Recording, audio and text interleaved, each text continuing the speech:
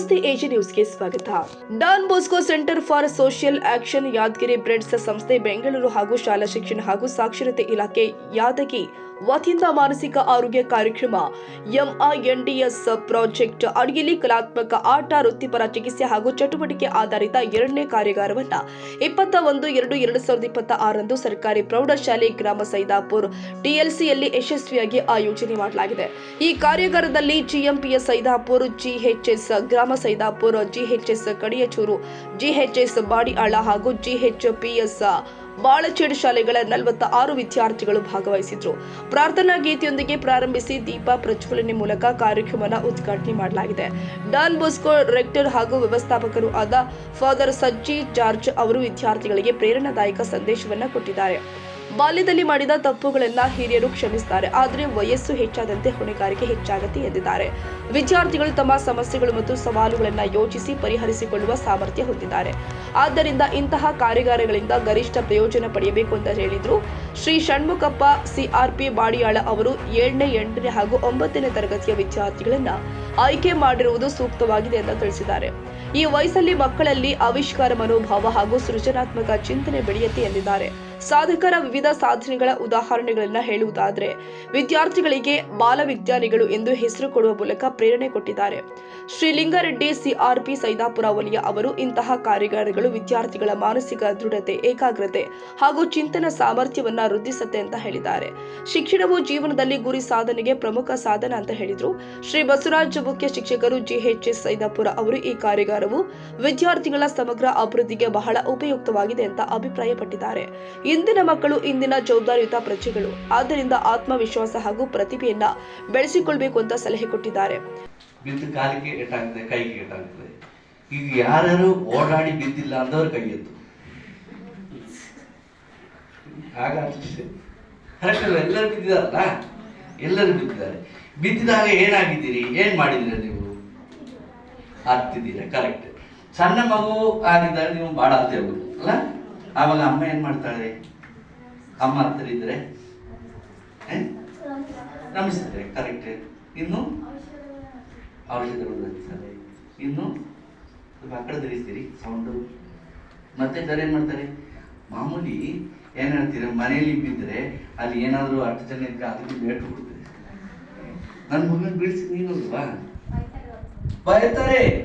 ನೀನು ಕಾಣಿಲ್ಲ ನನಗೆ ಆದ್ರೂ ಹೇಳ್ತಾರೆ ಏನಾಯ್ತು, ಕಾಲು ಗಾಯ ಆಯ್ತಾ, ಕೈಗೆ ಏನಾಯ್ತು ಅಂತ ಹೇಳ್ತಾರೆ. ಹೇಳಿದ ಮೇಲೆ ಏನು ಹೇಳ್ತಾರೆ? ಏನಿಲ್ಲ ಅಂತ ಹೇಳ್ತಾರೆ, ಕರೆಕ್ಟ್ ಅಲ್ವಾ?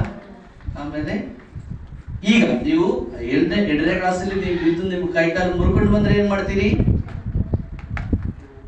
ಕರೆಕ್ಟ್ ಹೋಗ್ತಾರೆ, ಕರೆಕ್ಟ್ ಅಲ್ವಾ? ಹಾಗಾಗಿ ನಾವು ನಮ್ಮ ಜೀವನದಲ್ಲಿ ಕಲಿಯುತ್ತೇವೆ. ನನಗೆ ಸಮಸ್ಯೆಗಳು ಬಂದಾಗ ಏನ್ ಮಾಡಬೇಕು ಎಂಬುದೊಂದು 6, 8 ಕ್ಲಾಸಲ್ಲಿ ನೀವು ಕಲ್ತಿರ್ತೀರಿ. ಸೊ ಈಗ ನಿಮ್ಮ ಗೆಳತಿಯರಿಗೆ ಏನಾದ್ರೆ ಹೇಳ್ತೀರಿ, ಮರ ಹಚ್ಚೋಣ, ತಡಿಯರಿ, ನೀರ್ ಹಾಕಿ ಬಿಡೋಣ, ಅಲ್ಲಾದ್ರೆ ಬಿದ್ದರೆ ಸ್ವಲ್ಪ ಐಸ್ ಹಾಕೋಣ, ನಿಮಗೆ ಐಡಿಯಾ ಬಂದ್ಬಿಡುತ್ತದೆ. ಹಾಗೇನೆ ನಮ್ಮ ಜೀವನದಲ್ಲಿ ಬಂದಿರುವ ಸವಾಲುಗಳು ಎದುರಿಸುವುದು ಹೇಗೆ ಎಂಬುದನ್ನು ನಿಮಗೆ ಈ 2 ದಿನದಲ್ಲಿ ಕೇಳಿಕೊಡ್ತಾರೆ. ಬಹಳ ಸವಾಲುಗಳು ನಾನು ಕೊಳ್ಳಾಗಿದ್ದೀನಿ. ಕ್ಲಾಸ್ಗೆ ಬಂದಾನೆ ಕುಳ್ಳ ಬಂದಾನೆ ಅಂತ ಹಾಡಾಡ್ತಾನೆ. ನನಗೆ ಬಹಳ ಬೇಜಾರಾಯ್ತು. ಆಮೇಲೆ ನಾನು ಡ್ಯಾನ್ಸ್ ಮಾಡಕ್ಕೆ ಸ್ಟಾರ್ಟ್ ಮಾಡಿದೆ, ಬಂದಾನೆ ಕುಳ್ಳ ಬಂದಾನೆ, ನಾನೇನ್ ಮಾಡಿದೆ. ಅವಾಗ ಏನಾಯ್ತು, ಅವ್ರಿಗೆ ಮತ್ತೆ ಬೇರೆ ಏನೇ ಹೇಳಕ್ಕಿಲ್ಲ. ನಾನು ನಿನ್ನೆ 100% ಮಾರ್ಕ್ ತಗೊಂಡವರಿಗೆ ಒಂದು ಏಜ್ ಇದು. ಈ ವಯಸ್ಸಿನಲ್ಲಿ ನಿಮಗ ಕೆಲವೊಂದು ಸಮಸ್ಯೆಗಳು ಉಂಟಾತಿರ್ತಾವ, ಪ್ರಶ್ನೆಗಳು ಉದ್ಭವ ಆಗ್ತಿರ್ತಾವ. ಆ ಪ್ರಶ್ನೆಗಳು ಮತ್ತು ಮನಸ್ಸಿನಲ್ಲಿ ಮಾನಸಿಕ ಗೊಂದಲ, ನಾ ಹೇಳಿದ್ದು ಸರಿ, ನಾ ಮಾಡಿದ್ದು ಸರಿ ಅಂತ ಒಂದು ಭಾವನೆ ಇದಿರ್ತದ. ನಿಮ್ಮ ಮಾತ ಹಿರಿಯರು ಕೇಳಂಗಿಲ್ಲ, ಅಥವಾ ಹಿರಿಯರ ಮಾತ ನಿಮಗೆ ಕಿರಿಕಿರಿ ಅನಿಸಿರ್ತದ. ಈ ನಿಮಗೆ ಚಿಕಿತ್ಸೆ ಬೇಕಾಗಿರ್ತಕ್ಕಂಥದ್ದು ಈ ವಯಸ್ಸಿಗೆ.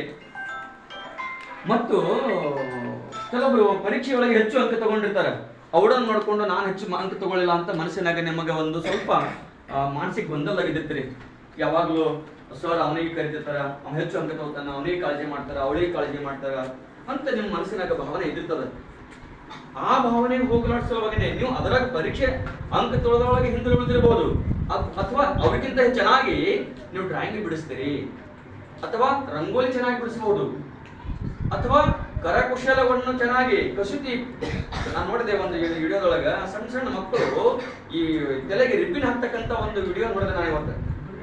ಬಹಳ ಅದ್ಭುತವಾಗಿರ್ತಕ್ಕಂಥದ್ದು, ಕಲಾತ್ಮಕವಾಗಿರ್ತಕ್ಕಂಥದ್ದು, ಸೃಜನೆ ಮಾಡ್ತಕ್ಕಂಥ ಮಕ್ಕಳು, ಅದ್ಭುತ ಕೌಶಲ್ಯ ಇದೆ ನಿಮ್ಮಲ್ಲಿ.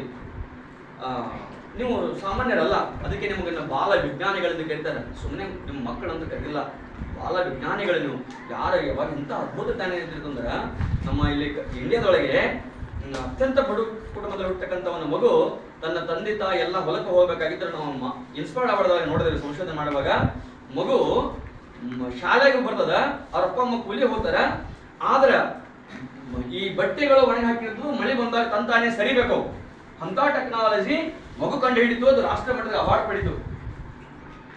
ಅದಕ್ಕೆ ಅವ್ರಿಗೆ ಬಾಲ ವಿಜ್ಞಾನ ಅಂತ ಕರೀತಾರ. ಯಾಕಂದ್ರೆ ಮನೆಗೆ ಶಾಲೆಗೆ ಬಿಟ್ಟು ಹೋದ್ರೆ ಸರ್ ಬೈತಾರ ಅಥವಾ ಅಭ್ಯಾಸ ತಪ್ತದ, ಅಪ್ಪ ಅಮ್ಮ ಹೊಲಕ್ಕೆ ಹೋಗ್ಯಾರ, ಬಟ್ಟಿ ಮಳೆ. ಇನ್ನು ಕಾರ್ಯಕ್ರಮದ ನಿರೂಪಣೆಯನ್ನ MINDS ಪ್ರಾಜೆಕ್ಟ್ ಸಂಯೋಜಕರು ಆದ ಶ್ರೀ ಶರಣಪ್ಪ ಅವರು ಸಮರ್ಪಕವಾಗಿ ನಿರ್ವಹಿಸಿದ್ರು.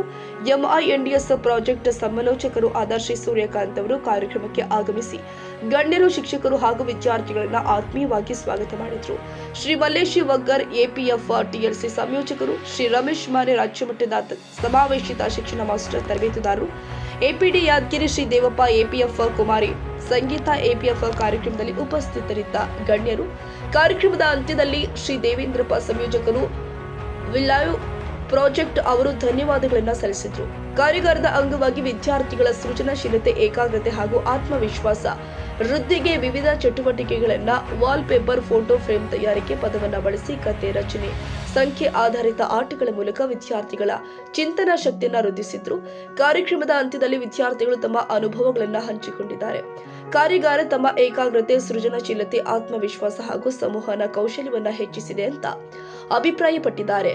ಗುಂಪು ಚಟುವಟಿಕೆಗಳ ಮೂಲಕ ಸಹಕಾರ ಮತ್ತು ನಾಯಕತ್ವ ಗುಣವನ್ನು ಬೆಳೆಸಿಕೊಳ್ಳಲು ಸಾಧ್ಯವಾಗಿದೆ ಅಂತ ತಿಳಿಸಿದ್ರು. Nizamuddin, Yadgiri, AG news.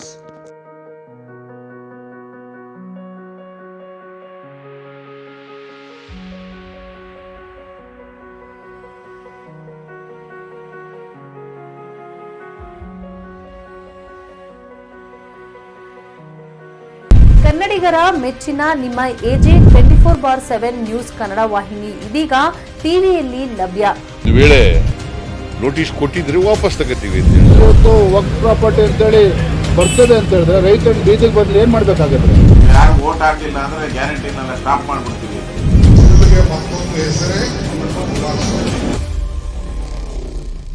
ಕರ್ನಾಟಕ ಮತ್ತು ದೇಶ ವಿದೇಶ 360 ಡಿಗ್ರಿ ಸುದ್ದಿ ಹಾಗೂ ಉತ್ತರ ಕರ್ನಾಟಕ, ಬೆಳಗಾವಿ, ಬಾಗಲಕೋಟೆ, ಧಾರವಾಡ, ಹಾವೇರಿ, ಗದಗ, ಬಿಜಾಪುರ ಜಿಲ್ಲೆಯ ಕ್ಷಣ ಕ್ಷಣದ ವಿವರವನ್ನ ಪಡೆಯುವುದಕ್ಕೆ AJ 24/7 ನ್ಯೂಸ್ ಕನ್ನಡ ವಾಹಿನಿಯನ್ನ ಲೈಕ್ ಮಾಡಿ, ವಿಡಿಯೋಗಳನ್ನ ಶೇರ್ ಮಾಡಿ, ಕಮೆಂಟ್ ಮಾಡುವ ಮೂಲಕ ನಮ್ಮ ವಾಹಿನಿಗೆ ಸಹಕಾರ ನೀಡಿ ಮತ್ತು ಚಾನೆಲ್ ಅನ್ನ ಸಬ್ಸ್ಕ್ರೈಬ್ ಮಾಡಿ. ಧನ್ಯವಾದಗಳು.